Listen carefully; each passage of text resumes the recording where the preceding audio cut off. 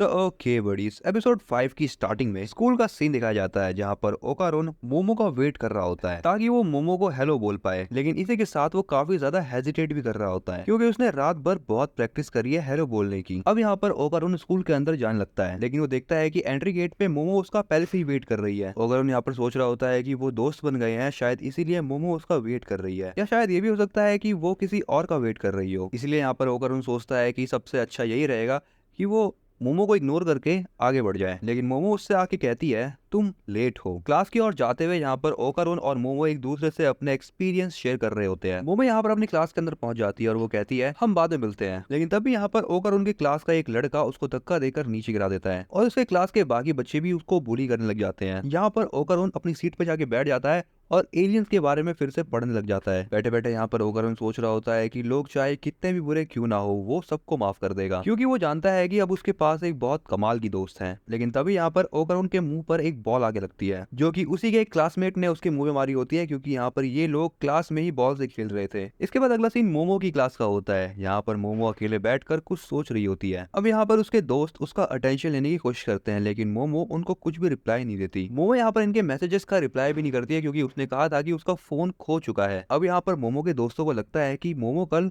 अपने ex boyfriend के पास गई थी, इसलिए वो कल स्कूल नहीं आई। जहाँ पर मोमो बताती है कि उसको एलियंस के बारे में और भी बातें करनी है। दूसरी तरफ यहाँ पर ओकारोन भी मोमो से बातें करना चाहता है क्योंकि आज सुबह वो ज्यादा कुछ मोमो से बोल नहीं पाया। तभी यहाँ पर हमें दिखाया जाता है कि ये दोनों बहुत ज्यादा डेस्परेट हो रहे होते हैं एक दूसरे से बात करने के लिए। अगले सीन में मोमो ओकारोन की क्लास में जाती है और वो कहती है कि मुझे ओकारोन से मिलना है, क्या ओकारोन यहाँ पर है? लेकिन वो क्लास वाले समझ नहीं पा रहे होते हैं कि ये लड़की किसके बारे में बात कर रही है। इसीलिए वो मोमो से कहते हैं कि ओकर उनका असली नाम क्या है वो बताओ। लेकिन मोमो कहती है कि वो ओकर उनका असली नाम नहीं ले सकती। मोमो कहती है वो चश्मिश लड़का जिसे ओकल्ट में बहुत इंटरेस्ट है। जिस पर एक लड़का कहता है वो शायद कैफेटेरिया में होगा, अभी लंच टाइम है ना इसीलिए। अब यहाँ पर ओकर उन भी मोमो की क्लास में जाता है और वो यहाँ पर बहुत धीमी आवाज में मोमो के बारे में पूछता है और यहाँ पर उसकी आवाज को कोई सुन भी नहीं पाता। जबकि यहाँ पर मोमो और ओकारोन आगे पीछे ही होते हैं लेकिन एक दूसरे को नहीं देख पाते। मोमो और ओकारोन एक दूसरे को अलग अलग जगहों पर जाके ढूंढते हैं लेकिन वो नहीं मिलते। अब यहाँ पर ओकारोन एक बेंच पे जाके बैठ जाता है और वो सोचता है कि शायद उसको मोमो इग्नोर कर रही है। मोमो भी यहाँ पर उसकी साइड वाली बेंच पर ही बैठी होती है, लेकिन ये दोनों एक दूसरे को देख नहीं पा रहे होते हैं।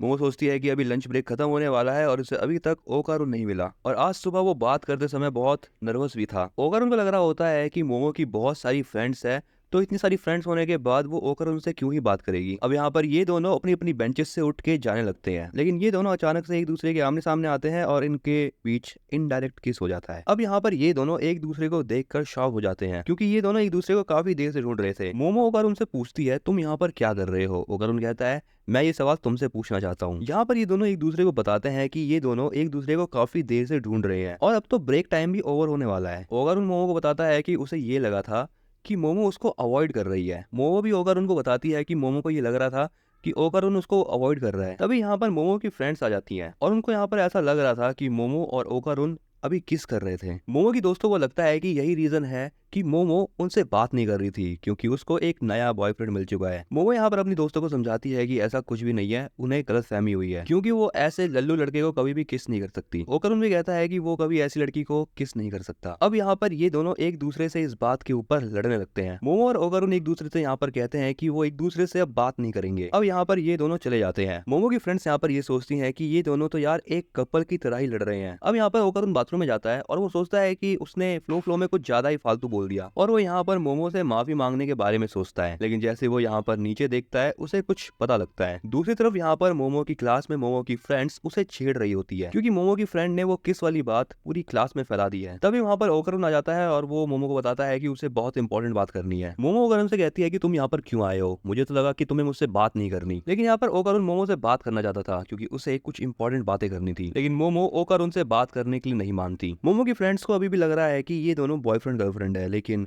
मोमो ने बता दिया है कि ये मेरा बॉयफ्रेंड नहीं है, इसीलिए अब इसके बारे में अफवाह फैलाना बंद करो। ओकारोन यहाँ से जाते हुए कहता है तुम मुझसे सुबह बात कर रही थी लेकिन अभी तुम मुझसे बात क्यों नहीं कर रही हो? मोमो कहती है कि उसने खुद ही कहा था कि उसे बात नहीं करनी। लेकिन ओकारोन कहता है कि उसने तो वो बात बस फ्लो में कह दी थी, लेकिन अभी वो मोमो से ही बस बात करना चाहता है। ओकारोन की बात सुनने के बाद मोमो की फ्रेंड्स अब उसके और भी मजे लेने लगती है, लेकिन मोमो यहाँ पर ओकारोन को साफ मना कर देती है बात करने से। ओकारोन भी मोमो की बात सुन के अब दुखी हो जाता है एंड वहां से चला जाता है। मोमो की फ्रेंड मोमो से कहती है उसे इतनी बुरी तरीके से उसे रिजेक्ट नहीं करना चाहिए था, क्योंकि आमतौर पर मोमो ऐसा किसी के साथ नहीं करती। अगला सीन शाम का होता है। यहाँ पर ओकारुन मोमो को ढूंढ रहा होता है, लेकिन तभी वो यहाँ पर एक लड़की से टकरा जाता है। लेकिन वो लड़की यहाँ पर ओकारुन से ही माफी मांगने लगती है। ओकारुन कहता है कि उसे कुछ भी नहीं हुआ। तभी यहाँ पर ये लड़की उसको हाथ लगाती है और यहाँ पर इस चीज से ओकारुन काफी ज्यादा ब्लश करने लगता है। इसके बाद यहाँ पर ये लड़की ओकारुन से और भी ज्यादा अच्छी अच्छी बातें करने लगती है, जिसे सुनकर ओकारुन भी बहुत खुश हो रहा होता है। तभी यहाँ पर मोमो सामने से आ रही होती है और वो ओकारुन और इस लड़की को देख लेती है, वो भी एक साथ। मोमो सोचने लगती है कि ओकारुन ने कहा था कि उसका कोई भी दोस्त नहीं है। तभी यहाँ पर ये लड़की अपनी एक फ्रेंड के साथ मोमो के पास से गुजरती है। मोमो यहाँ पर उस लड़की की बातें सुन लेती है।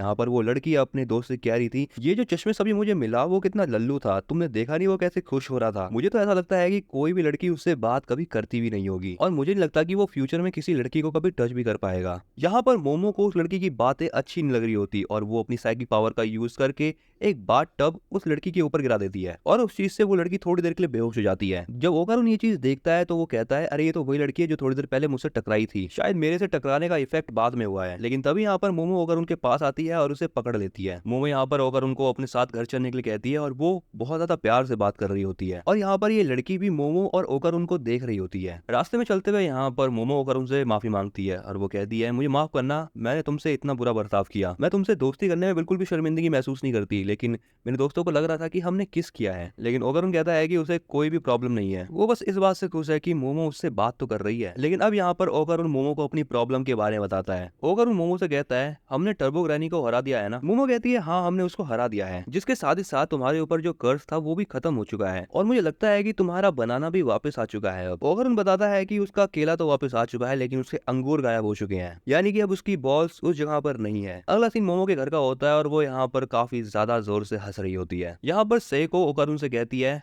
मैंने कहा था ना तुम मुझे अपना केला दिखाओ, लेकिन तुमने दिखाया नहीं। यहाँ पर मोमो बहुत देर से हंस रही होती है, इसलिए ओकारुन उसे हंसने के लिए मना करता है। ओकारुन सेको को बताता है कि वो अपना केला पाकर बहुत ज्यादा खुश था, इसलिए उसने दूसरी चीजों पर ध्यान ही नहीं दिया। सेको यहाँ पर ओकारुन से कहती है, तुम बार बार उस चीज को बनाना क्यों कह रहे हो, तुम्हारा पक्का पेंसिल के साइज का होगा। ओकारुन सेको से कहता है, जब आपने इसको देखा ही नहीं तो आप ये कैसे बोल सकती हो। सेको कहती है, चलो फिर अब दिखाओ। ओकारुन कहता है, क्या सच में? सेको कहती है कि वो उसके बनाना को नहीं देखेगी बल्कि उसके अंदर देखेगी। अब यहाँ पर सेको मोमो से कुछ चीजें मंगवाती है। ओकारुन यहाँ पर टब में अपना पैर डाल के बैठ जाता है और जो मोमो है उसके सामने एक डॉल लाके रख देती है और उस डॉल पे तालिस्मान पेपर लगा हुआ होता है और सेको यहाँ पर ओकारुन को एक पेपर से मारने लगती है, जिसके बाद वो मोमो से पूछती है क्या वो इसके अंदर कुछ देख पा रही है। मोमो सेको को बताती है कि जब सेको ने ओकारुन को मारा था तब उसका ऑरा थोड़ा सा चेंज हुआ था। सेको कहती है, जब इसके ऑरा का कलर चेंज हो तब उसको बाहर निकाल देना। मोमो कहती है, एक पर्सन का ऑरा कभी नहीं निकाला जा सकता। सेको बताती है कि वो ऑरा इसका नहीं है, इसलिए वो आराम से निकल जाएगा। मोमो यहाँ पर तैयार हो जाती है और सेको फिर से उसको मारती है, जिसके बाद मोमो भी उस ऑरा को निकाल लेती है। तभी हमें यहाँ पर थोड़ी देर तक शांति दिखाई देती है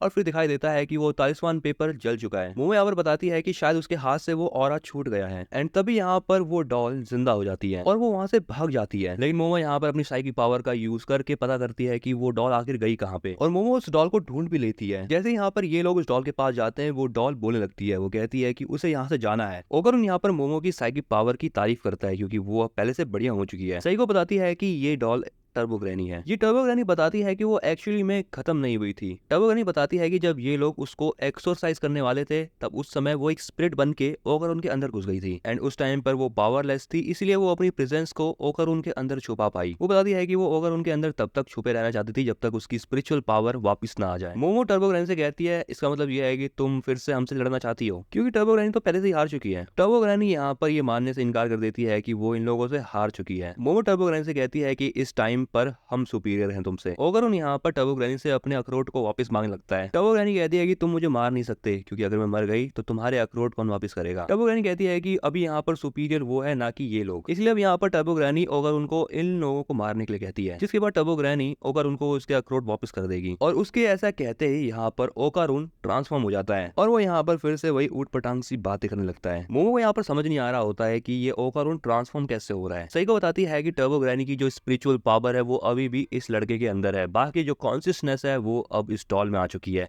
यानी अब यहाँ पर सुपीरियर ये लोग हैं ना कि टर्बो ग्रैनी। सेको की बात सुनने के बाद यहाँ पर टर्बो ग्रैनी की फट के हाथ में आ जाती है, जिसके बाद सेको इस डॉल में मार लगा देती है। अब ओकारुन यहाँ पर फिर से अपने नॉर्मल फॉर्म में आ जाता है। मोमो से कहती है, तुम ट्रांसफॉर्म कैसे हुए? ओकारुन बताता है कि जब वो बहुत गुस्से में था तब वो अपने आप ही ट्रांसफॉर्म हो गया। अब यहाँ पर जो मोमो है वो टर्बो ग्रैनी को एक ऑफर देती है। वो टर्बो ग्रैनी से कहती है कि अगर उनके उसके अखरोट वापस कर देगी तो उसके बदले में वो उसकी पावर उसे वापस दे देगी। टर्बो ग्रैनी यहाँ पर इस बात के लिए रेडी हो जाती है, लेकिन टर्बो ग्रैनी बताती है कि उसने ओगर उनके अखरोट जो है वो कहीं पर गिरा दिए हैं। और बड़ी इसी के साथ यहाँ पर ये एपिसोड होता है एंड। तो ये एपिसोड कैसा लगा इसके बारे में तो मुझे कमेंट के अंदर जरूर बताना। अगर तुम इस चैनल पर नए हो तो इस चैनल को सब्सक्राइब कर दो, इस वीडियो को लाइक करना बिल्कुल मत भूलना, और मैं मिलता हूँ तुम्हें एक अगली वीडियो में।